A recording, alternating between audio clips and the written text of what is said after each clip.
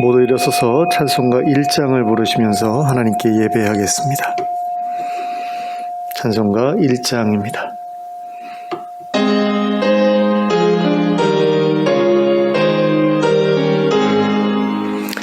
만복의 근원 하나님, 온 백성 찬송 드리고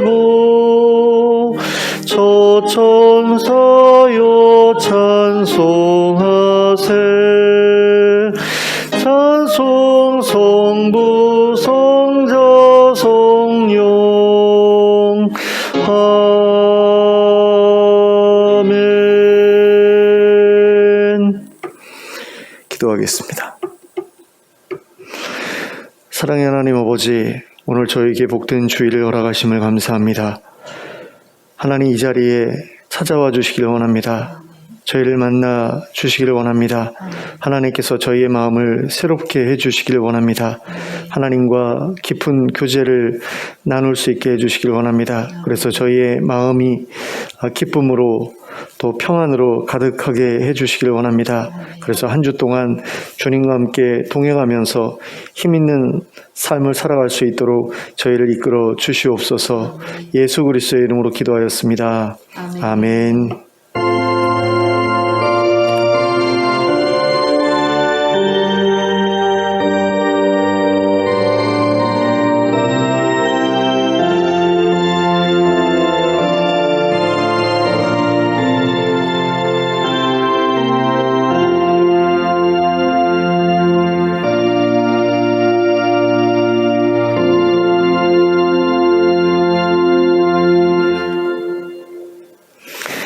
찬송가 25장을 함께 찬송하겠습니다.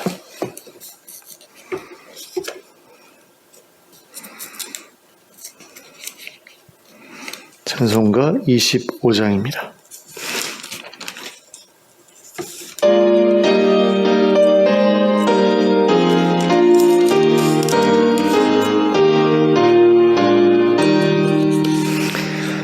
멸류관 보소서 주 앞에 드리세. 저 천사 기쁜 노래가 온 땅에 퍼지네.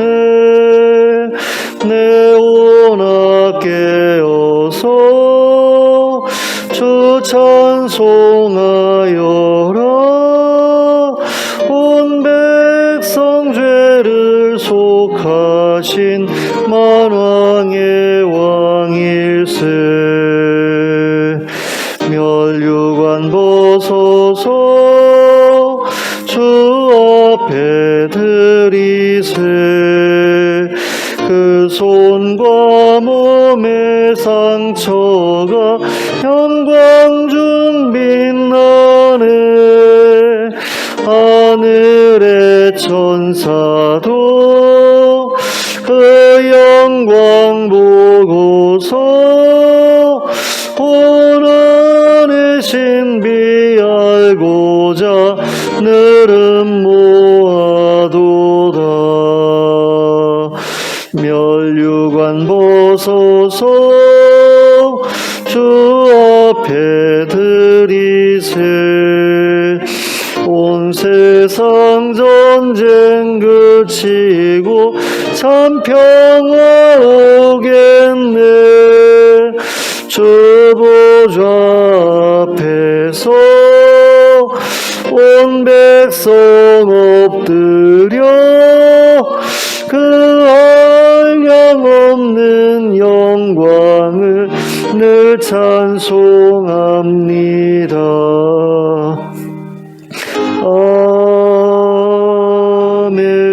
아멘.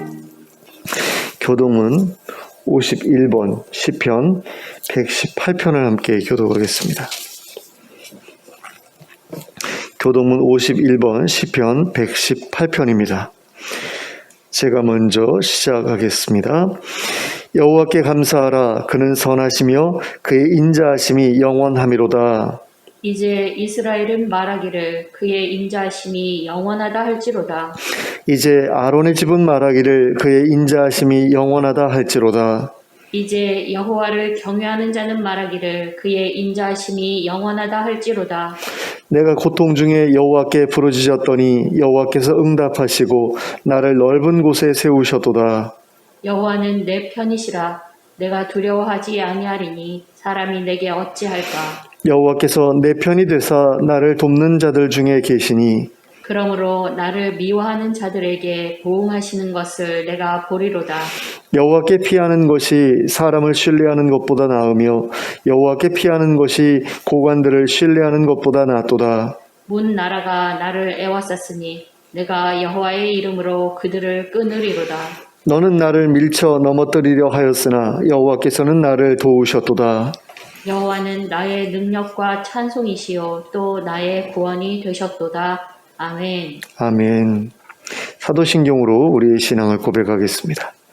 전능하사 천지를 만드신 하나님 아버지를 내가 믿사오며 그 외아들 우리 주 예수 그리스도를 믿사오니 이는 성령으로 잉태하사 동정녀 마리아에게 나시고 본디오 빌라도에게 고난을 받으사 십자가에 못 박혀 죽으시고 장사한 지 사흘 만에 죽은 자 가운데서 다시 살아나시며 하늘에 오르사 전능하신 하나님 우편에 앉아 계시다가 저리로서 산 자와 죽은 자를 심판하러 오시리라.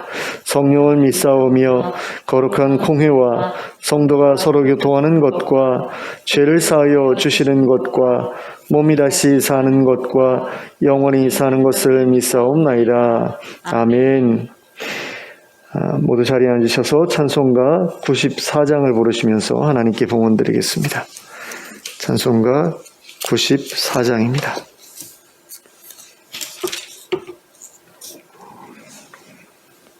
찬송가 94장 함께 찬송하겠습니다.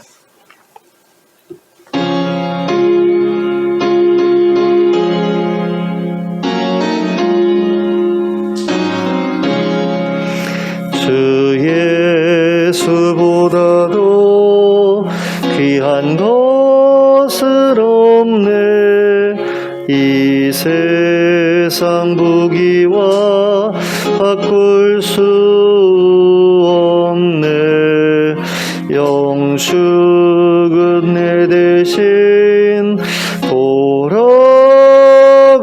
돌아가신 그 놀라운 사랑 잊지 못해. 세상 즐거움 다 버리고 세상 자랑 다 버렸네. 주 예수보다도 귀한 것은 없네. 예수밖에는 없네. 주 예수보다도 귀한 것은 없네. 이 세상 명예와 바꿀 수 없네. 이전에 즐기던 세상 일도 주 사랑하는 마음 뺏지 못해. 세상 즐거움 다 버리고 세상 자랑 다 버렸네. 주 예수보다도 귀한 것은 없네. 예수밖에는 없네.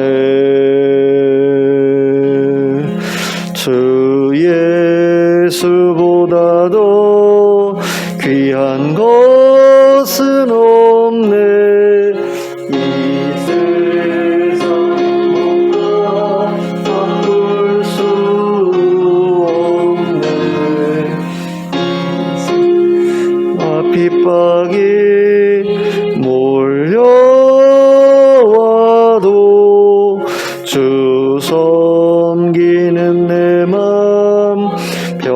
원치 않아. 세상 즐거움 다 버리고 세상 촬영 다 버렸네. 주 예수보다도 귀한 것은 없네. 예수밖에는 없네. 아멘. 함께 기도하겠습니다. 사랑과 은혜가 풍성하신 하나님 아버지, 하나님께서 저희를 하나님의 자녀로 삼아주시고 하나님 나라 백성 되게 하심을 감사드립니다. 그 나라에서 저희가 영원히 함께 살아갈 수 있기를 원합니다. 하나님을 더욱더 깊이 알아가는 그런 은혜가 우리에게 주어지길 원하고, 또 하나님을 통해서 알게 된 하나님의 사랑과 또 자비를 다른 이들과 함께 누릴 수 있는 저희들이 되어갈 수 있기를 원합니다. 아멘.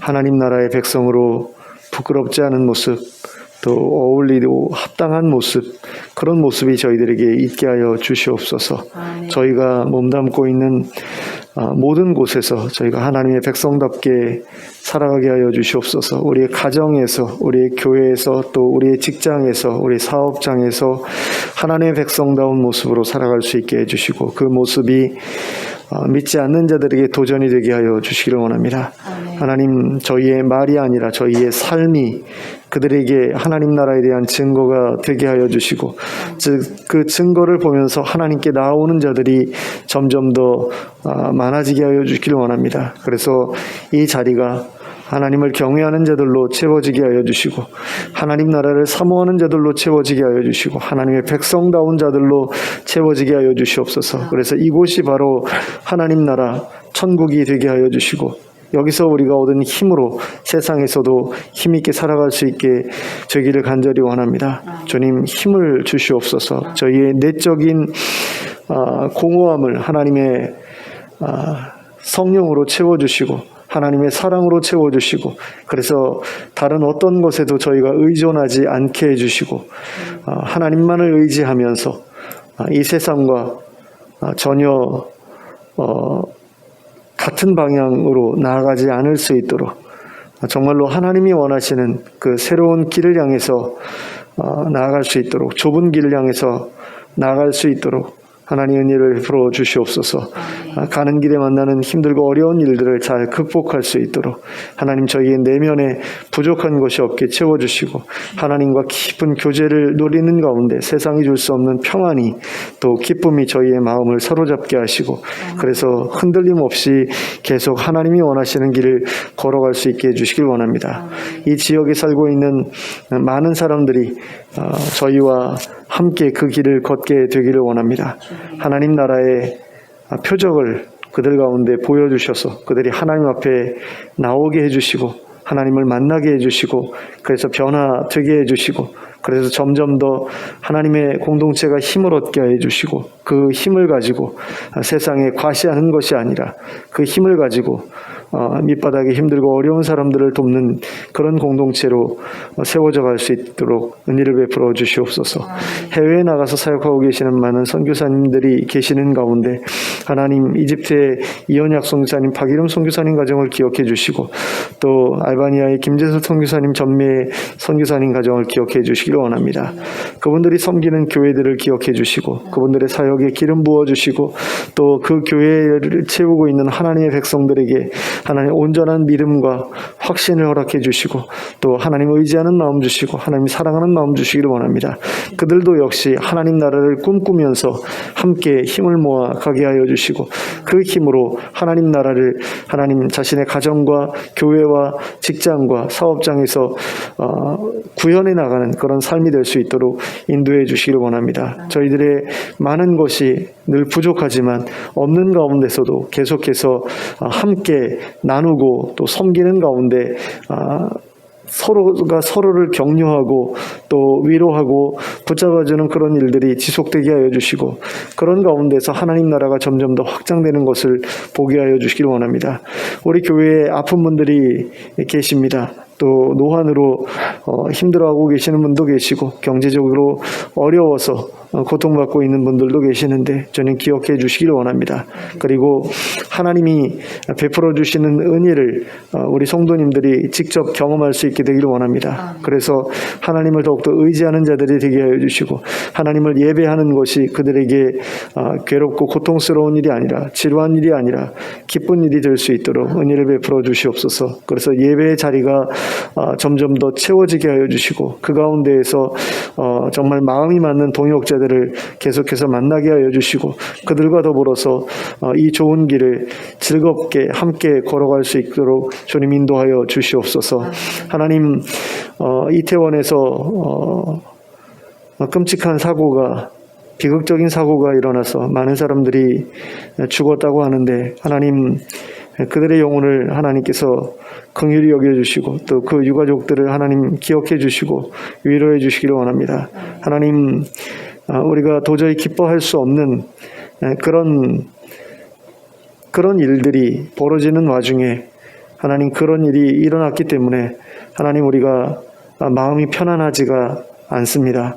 하나님, 정말로 그런 일들이 재발되지 않도록 우리 정치하는 사람들이 이 일에 대해서 분명한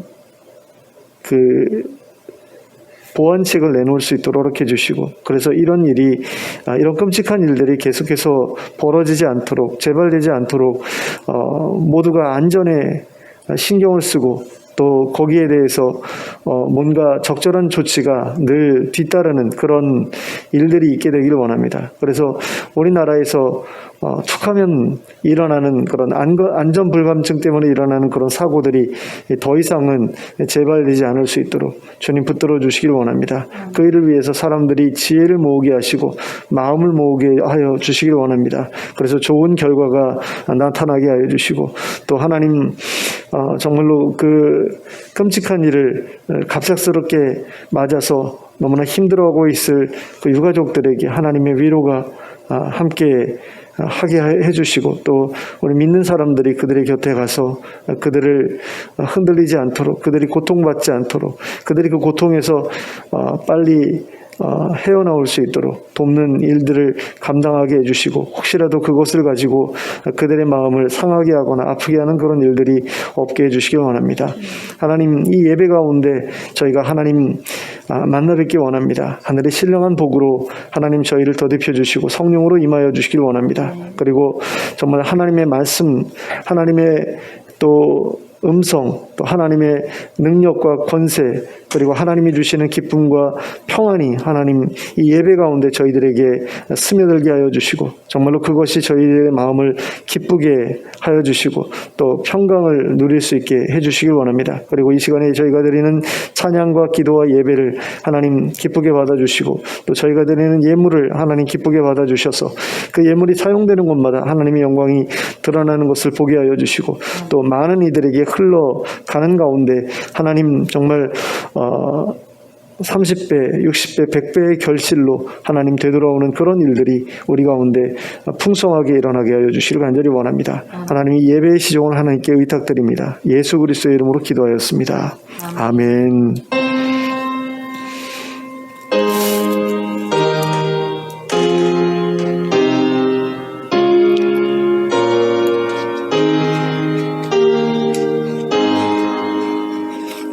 특별한 교회 소식은 없습니다. 좌우를 눌러보시면서 인사 나누시기 바랍니다.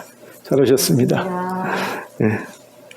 자, 하나님의 말씀 함께 보시겠습니다. 누가복음 9장 18절부터 27절까지 말씀입니다.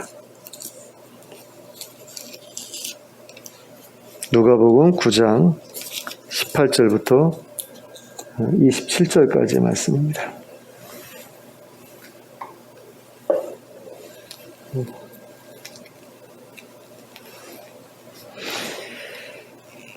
네, 함께 합독하도록 하겠습니다.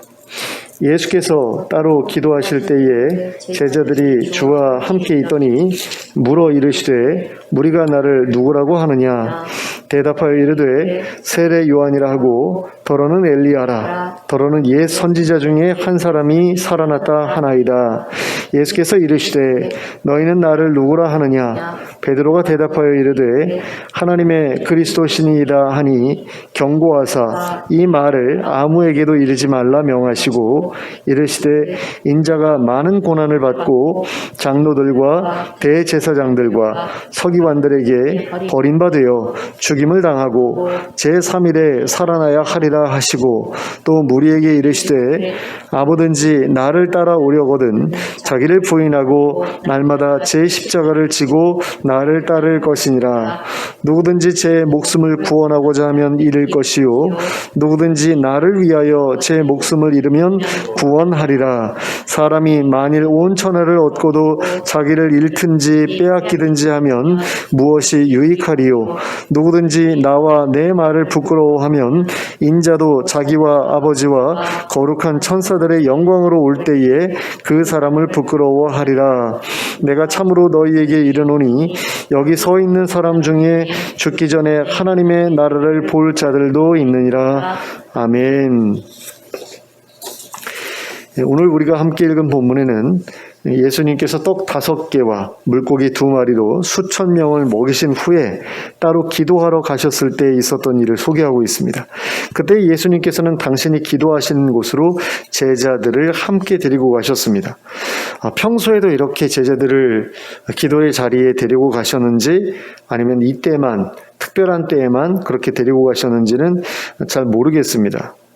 때에 따라 달랐던 것은 분명합니다. 어떤 때는 데리고 가셨고 어떤 때는 혼자 기도하러 가셨고 어떻게 서로 달랐는지는 우리가 알 수가 없는데요. 이번에는 이제 제자들을 데리고 가셨죠. 함께 데리고 가셨다라는 것은 뭔가를 물어볼 것이 있어서 데려가셨을 수도 있지만 함께 기도하자고 데리고 가셨을 수도 있거든요. 그렇게 보면은 제자들이 평소에 예수님 따라서 많이 기도하러 다녔다라고 보지 못할 이유도 없을 것 같습니다. 어쨌든 이때 예수님께서 제자들을 데리고 가셨던 이유는 뭔가 질문을 하기 위해서였던 것 같다라는 그런 생각이 드는데요. 뭐라고 질문을 하셨습니까? 무리가 나를 누구라고 하느냐라고 질문하셨죠. 그러면 예수님께서 제자들에게 이러한 질문을 던지셨던 이유는 무엇입니까?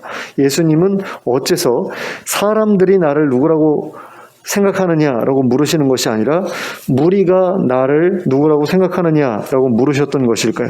그것은 제자들이 지금까지 만났던 이런저런 사람들 모두의 의견이 어떠한지가 궁금하셨던 것이 아니라 오병이어의 기적이 일어나는 그 자리에 함께 있었던 사람들이 그 사건을 경험하고 나서 예수님에 대한 인식이 어떻게 바뀌었는지를 알고자 하셨기 때문입니다. 그러니까 여기서 무리가 나를 누구라 하느냐라고 했을 때 그 무리는 제자들이 전도하러 여러 마을을 돌아다니면서 들었던 그런 이야기라기보다는 좀 제한적인 이야기, 그러니까 제한적인 사람들, 오병이어 사건을 경험했던 그 무리가 나에 대해서 도대체 뭐라고 말하느냐, 이것이 궁금해서 물으셨던 게 아닌가라는 생각이 듭니다. 왜냐하면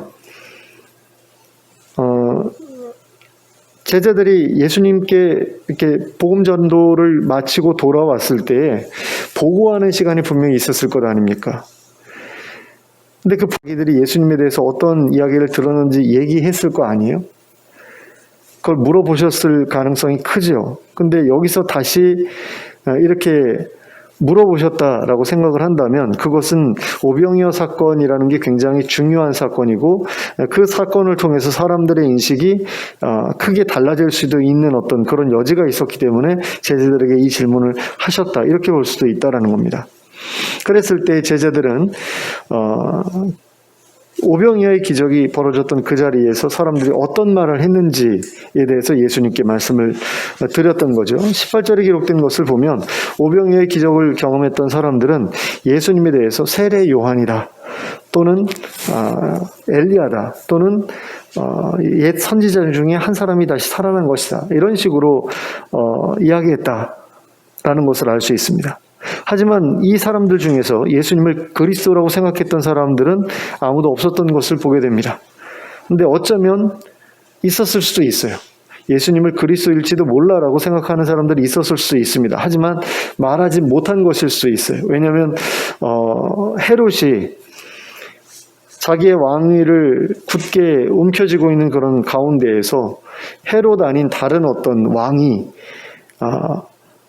계시다. 그리고 그를 따르는 사람들이 있다라고 했을 때 모두가 위험해질 가능성이 있었기 때문에 그리스도라고 생각한다라고 말하지 않았을 수도 있습니다. 근데 제자들은 이 부분에 대해서 명확하게 이야기를 하죠. 예수님이 제자들을 향해서 너희는 나를 누구라 하느냐라고 물으실 때에 베드로는 하나님의 그리스도십니다라고 대답을 합니다. 그리고 다른 제자들 역시 베드로와 마찬가지로 예수님을 하나님의 그리스도라고 생각했을 가능성이 큽니다. 왜냐하면 그 자리에 있었던 제자들 모두가 지금까지 베드로와 똑같은 것을 보고 듣고 경험해 왔기 때문이죠. 그리고 예수님께서 거라사 광인을 자유케 하시기 위해서 갈릴리 바다를 건너가실 때 폭풍이 몰아치잖아요. 근데 그때 이제 잠잠케 하지 않습니까? 그런 기적을 경험한 다음에 제자들끼리 도대체 저분이 누굴까에 대해서 고민을 하지 않았습니까? 그런 가운데 나온 결론이 이 베드로의 대답이었을 것이다 라고 생각한다면 다른 제자들 역시 베드로와 똑같이 예수님을 하나님의 그리스도라고 생각했을 것이다. 이렇게 우리가 생각해 볼 수 있죠. 그럼 그리스도라는 말이 무슨 말입니까? 그리스도라는 것은 메시아, 히브리어로 메시아라는 말과 같은 말인데, 기름 부음을 받았다. 그래서 하나님께서 세우신 특별한 어떤 지도자, 왕, 이런 존재를 우리가 볼 수 있죠. 그러니까 하나님께서 특별히 기름 부어 세우신 왕, 이렇게 볼 수 있는데 예수님은 왕일 뿐만 아니라 선지자이면서 또한 제사장 직무까지 감당하셨던 그것을 하나님께서 사명으로 맡겨주셨던 그런 특별한 분이셨죠.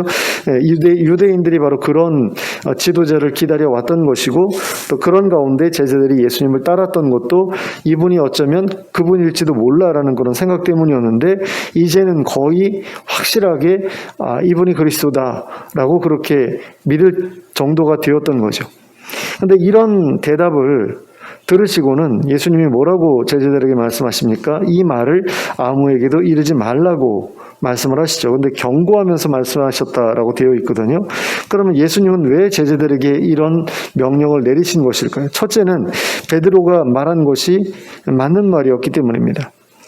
만약에 베드로가 말한 것이 틀린 것이었다면 틀렸다고 말씀하셨을 겁니다. 그리고 거기에 덧붙여서 이제 그 말 하지 마라 이렇게 말씀하셨겠죠. 하지만 예수님께서는 제자들에게 이 말을 아무에게도 이르지 말라라고 하셨는데요. 이것은 무슨 의미냐? 오직 너희들만 이거 알고 있어라 라는 그런 의미로 말씀하신 것이다라는 거죠. 그리고 그 맞는 말인데 그 맞는 말이 흘러나갔을 때에 어려운 일이 생길 것이 분명했기 때문에 이 말씀을 하셨다라는 게 두 번째 이유라고 할 수 있습니다. 그래서 22절에 기록된 것처럼 앞으로 예수님께서 많은 고난을 받고 장로들과 대제사장들과 서기관들에게 버림받아 죽임을 당하시게 될 것이었기 때문에 그리고 그것뿐만 아니라 제자들도 함께 그 일을 겪게 될 것이 분명했기 때문에 최대한 예수님이 하나님의 그리스도라는 사실을 감춰서 늦게 알려지도록 했어야 됐다라는 거죠. 그러니까 예수님이 하나님의 그리스도라는 사실이 일찍 이렇게 알려지게 된다라고 한다면 예수님의 대적들이 예수님을 더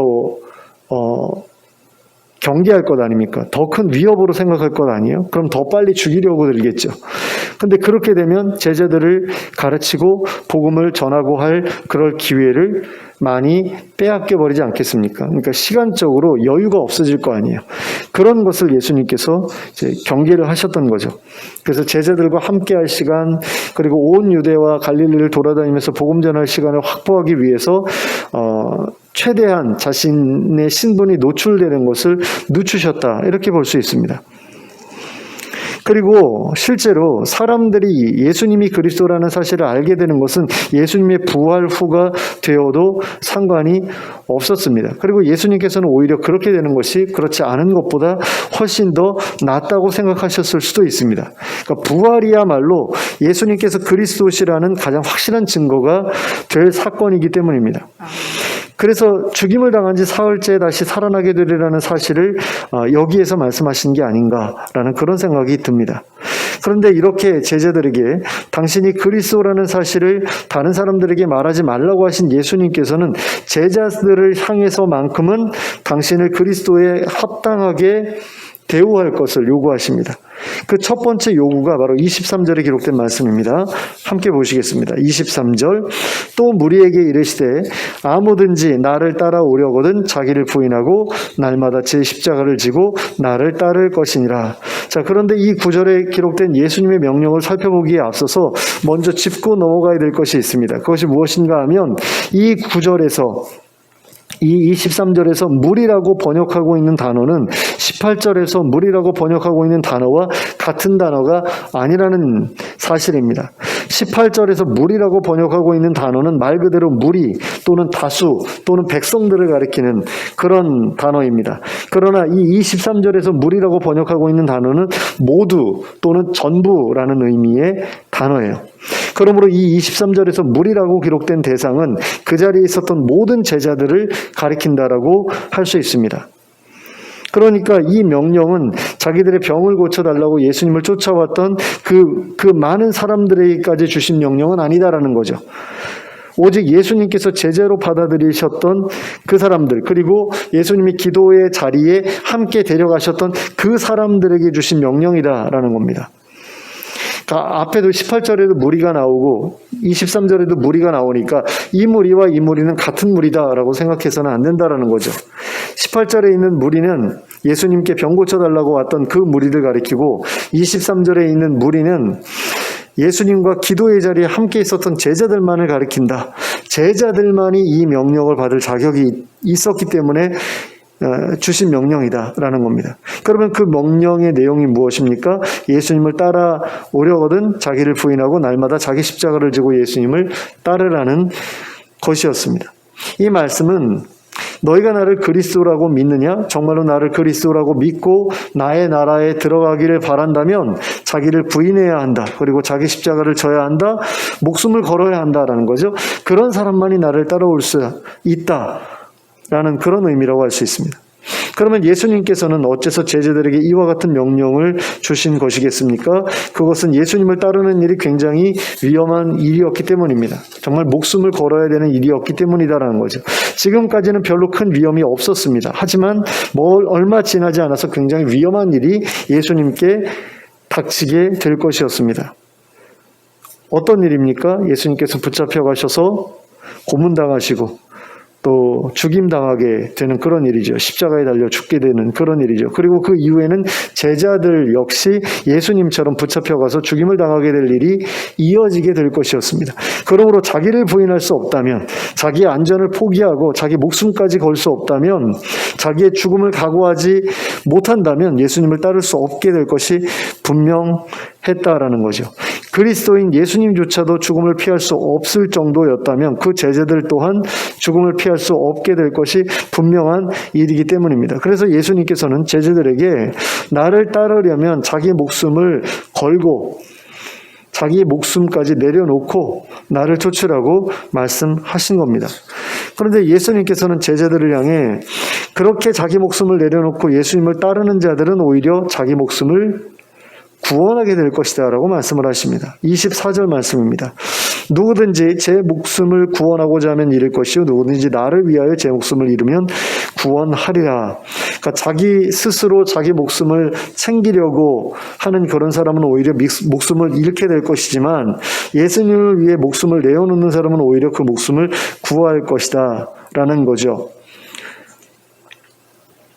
앞의 목숨은 이 땅에서의 목숨이겠죠. 그러면 이 땅에서 자기 목숨 구원하려고 하는 사람은 어떤 목숨을 잃게 됩니까? 영원한 목숨을 잃게 되는 거죠. 또 예수님을 위해서 이 땅에서의 목숨을 잃은 사람은 그 목숨을 구원하게 된다고 하는데 그 목숨은 어떤 목숨입니까? 영생이라는 그런 것과 관련된 목숨인 거죠. 그렇기 때문에 이 말씀은 예수님을 위해 목숨을 버린 사람들에게는 다시 살아나는 그 부활과 영생이 허락될 것이다 라는 그런 말씀이라고 할 수 있습니다. 그리고 그 다음으로는 이렇게 말씀하셨습니다. 25절입니다. 사람이 만일 온 천하를 얻고도 자기를 잃든지 빼앗기든지 하면 무엇이 유익하리요. 자, 이 말씀은 온 천하보다 귀한 것이 바로 자기 목숨이라는 이야기죠. 그런데 그 귀한 자기 목숨을 구할 수 있는 방법이 어떤 것이라고 앞에서 말씀하셨습니까? 예수님을 위해 자기 목숨을 버리는 것이라고 하셨습니다. 그렇다면 예수님이 자기 목숨보다 더 귀한 거죠. 그러니까 예수님이야말로 천하보다 더 귀한 존재다라는 겁니다. 천하보다 더 귀한 것이 목숨이고 그 목숨보다 더 귀한 게 예수님이고 그러면 예수님은 천하보다 더 귀한 분이고 이걸 말씀하는 거죠. 그래서 그 귀한 목숨을 건질 수 있는 방법은 오직 예수님을 위해서 그 귀한 목숨까지도 버릴 정도의 어떤 그런 마음가짐, 그러니까 예수님을 귀하게 여기는 그런 것밖에 없다라는 겁니다. 결국 예수님께서 제자들에게 하신 말씀의 요지는 예수님을 세상의 그 어떤 것보다도 귀하게 여겨야 한다라는 것이라고 할 수 있습니다. 너희 목숨보다도 천하보다도 나를 더 귀하게 여겨라 라는 그런 말씀이에요. 이 말을 일반 사람이 했다라고 한다면 굉장히 재수가 없었을 거예요. 그죠? 모르겠습니다. 재벌 회장이 니들 목숨보다 날 더 귀하게 여겨야 해 라고 말한다면 모르겠어요. 또 엄청난 어떤 대우를 받으면서 그 사람을 지키는 경호원들이라든가 아니면 뭐 가신들이라고 하는 그런 사람들, 뭐 특별한 일들을 처리하는 뭐 비서라든가 이런 사람들에게는 그 말이 먹혔을지 모르겠는데 다른 사람들이 그런 이야기를 한다? 그러면은 우습죠. 또 한편으로는 이단 교주들이 자기를 추종하는 추종자들에게 이런 이야기를 했을 때 옆에서 보는 사람들 입장에서는 좀 웃길 거 아니에요. 야, 뭐 이단 교주를 위해서 자기 목숨까지도 거네. 웃긴다 저놈들. 뭐 이런 식의 반응이 있을 거 아닙니까? 근데 예수님이 이런 이야기를 하셨을 때 이게 웃기는 이야기가 아닌 것이 되기 위해서는 분명한 전제가 필요하죠. 그게 뭡니까?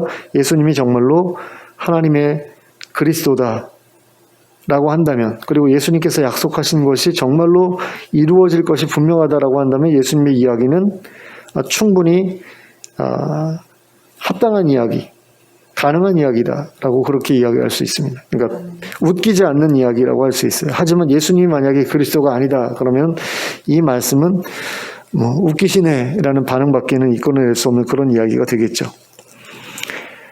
그런데 예수님께서 말씀하신 것이 세상의 그 어떤 것보다 귀하게 여기라라는 그 말씀이다라는 그런 사실이 26절에서 다시 한번 반복되는 것을 보게 됩니다. 26절에서 이렇게 이야기합니다. 누구든지 나와 내 말을 부끄러워하면 인자도 자기와 아버지와 거룩한 천사들의 영광으로 올 때 그 사람을 부끄러워하리라. 부끄러워하지 말라는 거죠. 나와 내 말을 부끄러워하지 말아라. 그럼 어떻게 여겨라? 영광스럽게 여겨라 라는 그런 이야기죠. 26절에 아버지와 거룩한 천사들의 영광으로 올 때, 그러니까 예수님께서 영광스러운 모습으로 올 때에 예수님을 부끄러워했던 사람들은 부끄러움을 당하게 될 것이다 라는 그런 이야기죠.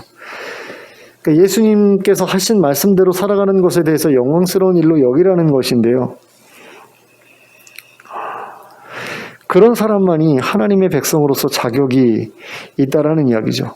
만약에 예수님과 예수님의 말씀을 부끄러워한다면 그 사람은 하나님 나라의 백성으로서의 자격이 없는 것이고, 예수님과 예수님의 말씀을 귀하게 여기고 영광스럽게 생각한다면 하나님의 나라의 백성으로 합당하다라는 겁니다. 그러므로 예수님께서 제자들을 향해 하신 말씀의 요지를 다시 한번 정리해드리면 그리스도인 예수님을 그리스도에 합당하게 대우하라라는 것이라고 할 수 있다라는 겁니다. 다른 사람들은 내가 그리스도인 줄 몰라도 된다. 하지만 너희는 내가 그리스도라는 사실을 알고 있으니 나를 그리스도답게 대해야 한다라는 게 예수님의 말씀이라는 겁니다. 그래서 그리스도인 나를 따라올 때는 자기 목숨을 걸고 따라올 수 있어야 된다라는 거죠. 자기 목숨보다도 그리스도를 더 중요하게 여겨야 한다라는 겁니다. 그리스도와 그의 말을 귀한 줄 알고 결코 부끄러워해서는 안 된다라는 겁니다. 예수님께서 이런 말씀을 하신 이유가 뭡니까? 정말로 자기가 그리스도시기 때문인 거죠. 아멘. 자기가 왕이기 때문에 나는 왕이야. 그러니까 나의 백성인 너희는 나를 위해서 목숨까지 걸 수 있어야 해라는 그런 이야기인 거죠. 그럴 때에 어떤 보상이 있다라는 겁니다. 보통 세상의 왕이다라고 한다면 너희들이 나를 위해서 목숨을 걸면 너희 가족들을 내가 책임져 주마. 너희 자식들의 어떤 앞날을 내가 책임져 주구마. 이런 어떤 조건을 통해서 자기를 위해서 목숨을 걸게 만들 수 있겠죠. 재벌 회장들도 보통 그런 식으로 해서 자기 대신 그 자신의 죄를 뒤집어 쓰고 감옥 갈 사람들의 가족들을 돌봐주겠다는 그런 약속을 하고 감옥에 대신 가게 만들고, 또 자기를 위해서 목숨을 건 사람들의 가족들의 그 생계를 책임져 주는 그 약속을 통해서, 그것도 아주 풍요로운 그런 삶을 약속함을 통해서 자기를 위해서 목숨을 걸게 만들잖아요. 근데 예수님께서는 무엇 조건으로 거신 겁니까? 영생을 조건으로 거시는 거죠. 너희가 나를 위해서 너희 목숨을 내놓으면 내가 너희를 다시 살려내겠다. 그리고 영원히 하나님 나라에서 함께 살아갈 수 있게 해주겠다. 이런 조건을 예수님께서 걸 수 있는 실질적인 능력과 자격과 권세가 있으시기 때문에 지금 이 조건을 건 것이고, 그것을 믿은 사람은 정말로 예수님의 말씀대로 할 수가 있는 거죠. 아멘. 근데 그렇게 목숨 걸고 그렇게 살았던 게 예수님 본인의 삶을 통해서 먼저 세상에 보여지잖아요. 근데 예수님을 따르는 사람들은 목숨 걸지 않고서 예수님이 하셨던 그 일을 이어서 해나갈 수 있느냐라고 했을 때 그건 불가능한 일이죠. 그렇기 때문에 예수님께서는 제자들이 지금 당신의 뒤를 따라오기를 바라시기 때문에 이런 말씀을 하는 거잖아요. 이 길을 걸으면 이렇게 될 수밖에 없는데 너희들도 나와 비슷한 일을 당하게 될 거야. 그렇기 때문에 그것을 각오하지 않으면 나를 아예 따라올 생각을 하지 않는 게 맞아. 이렇게 말씀을 하신 거죠. 그런데 예수님의 제자들은 이러한 예수님의 명령에 순종을 했습니까? 못했습니까? 순종을 못했죠. 예수님께서 붙잡혀 가시게 되었을 때 예수님의 제자들 중에 예수님과 함께 붙잡혀간 사람이 한 사람이라도 있었습니까? 없었거든요. 물론 예수님을 지키기 위해서 칼을 빼들었던 사람은 있었어요. 베드로 같은 경우는 칼을 빼가지고 휘두르기까지 하죠. 근데 예수님을 그때 붙잡으러 왔던 사람들의 숫자가 어느 정도였느냐? 최대 600명에서 최소 300명 정도였다고 그래요. 그 예수님을 그 잡으러 온 그 군대가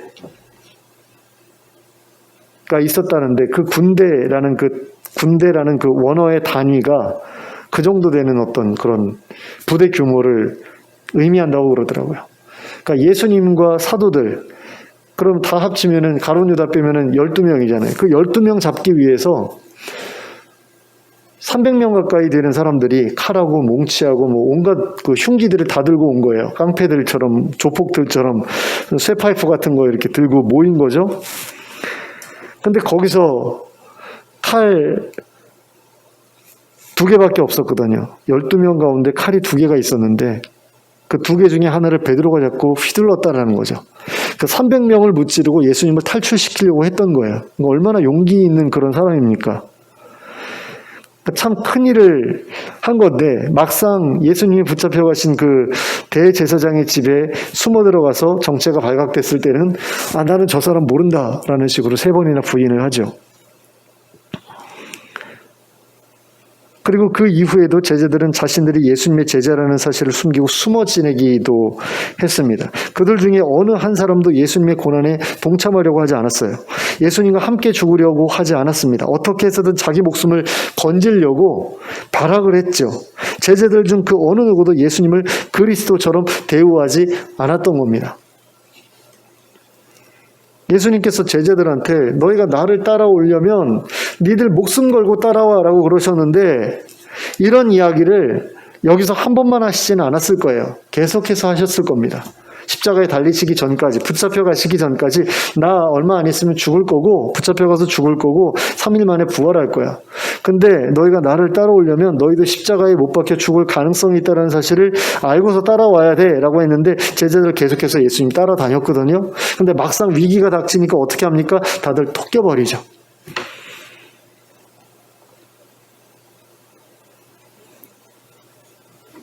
예수님의 이 말씀에 순종했던 인간이 아무도 없었다라는 거예요. 제자들 중에서.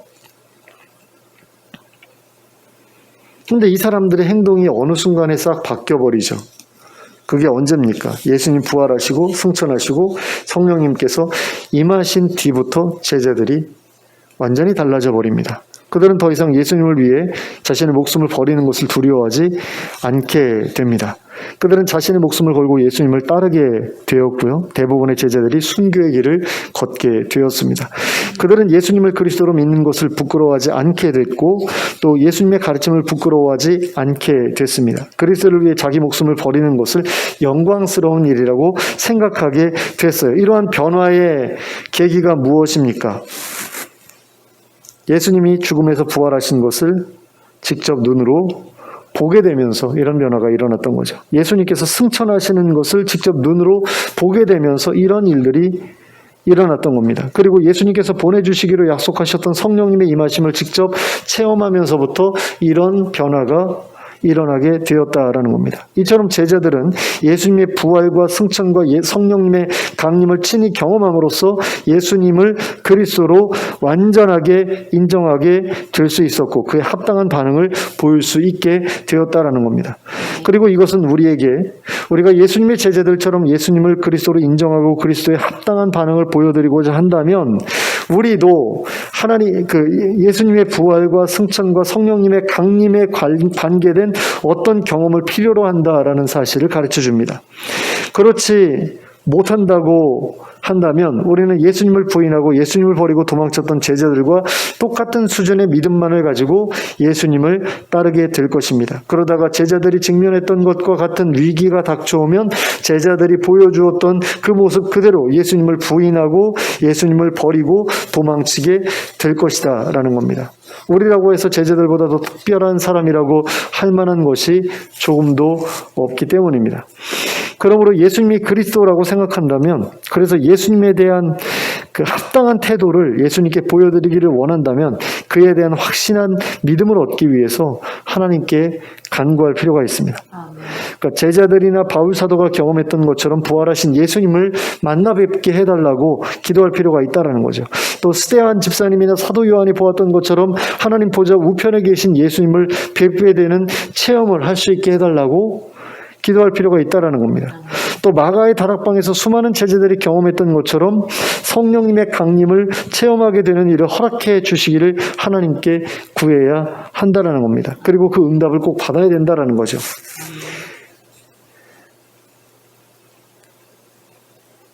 그러니까 제가 말씀드리는 게 무슨 이야기입니까? 믿음이 온전하지 못하다라고 생각된다면 믿고는 싶은데 잘 안 믿어진다라든가 믿기는 믿는데 가끔씩 흔들린다라든가 그럴 때에는 하나님께 확실한 증거를 구해야 된다라는 거죠. 정말인지 아닌지 좀 알려주세요라는 그런 기도를 해야 된다라는 겁니다. 그런 것 없이 그냥 교회에 백날 다니는 게 무슨 의미가 있겠어요?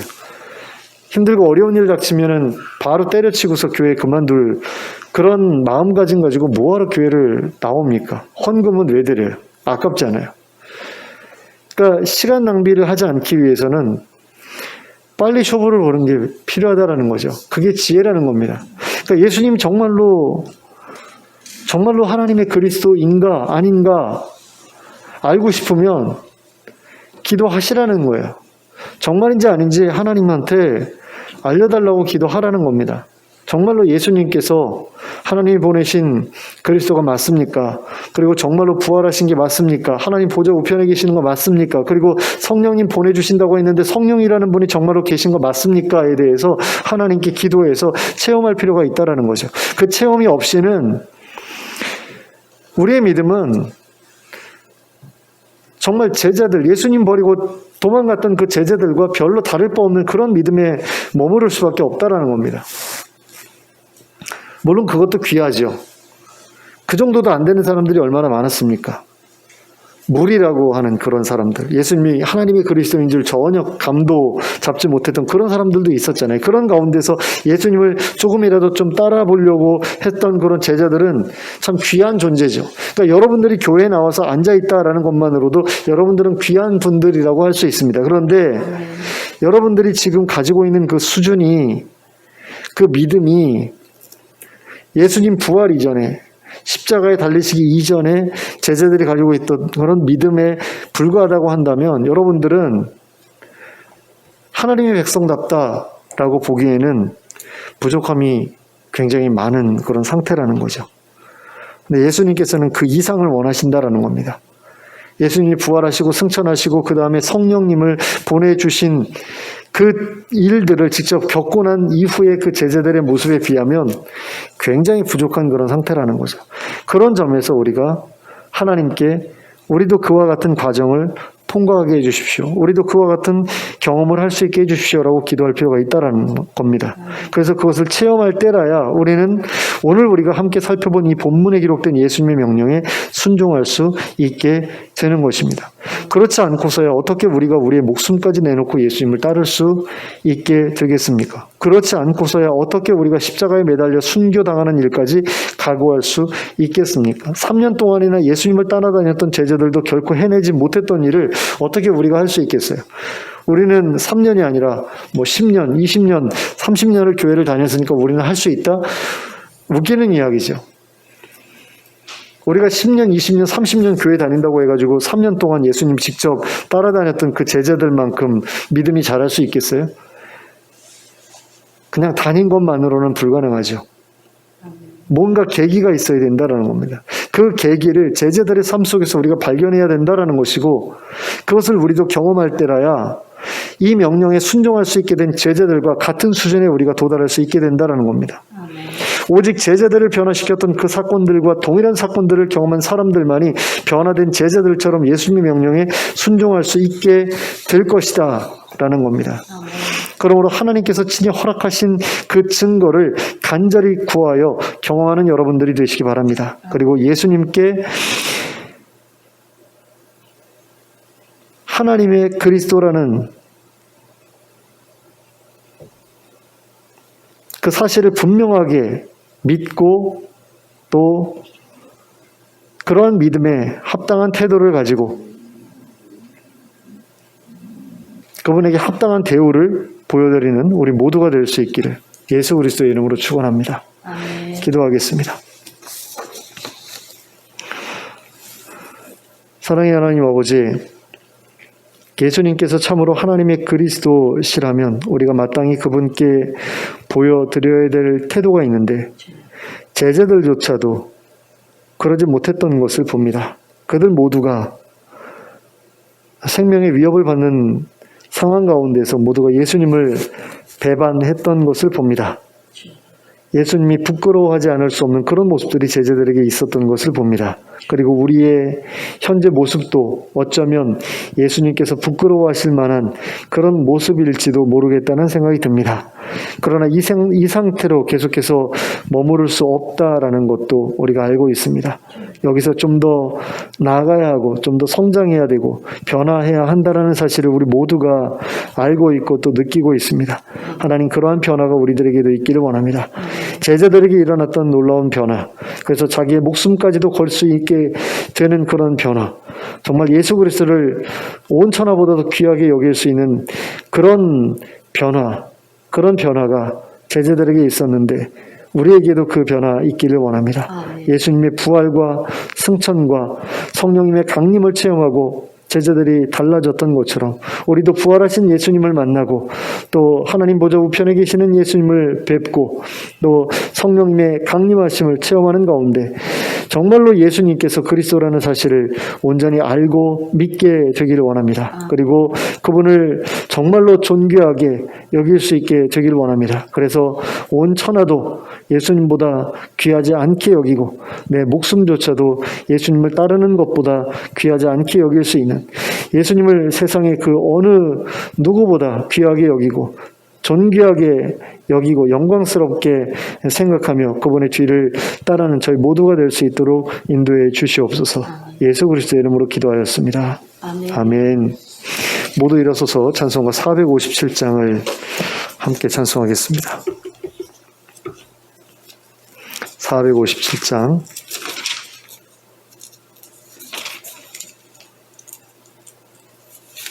함께 찬송하겠습니다.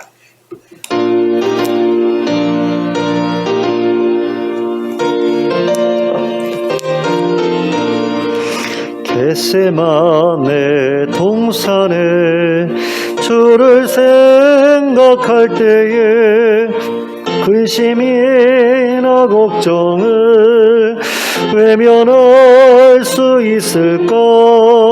나를 항상 버리고 주를 따라가리라.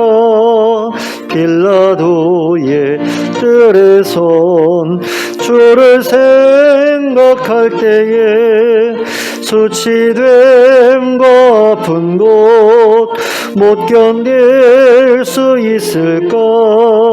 길이 참고 묵묵히 주를 따라가리라.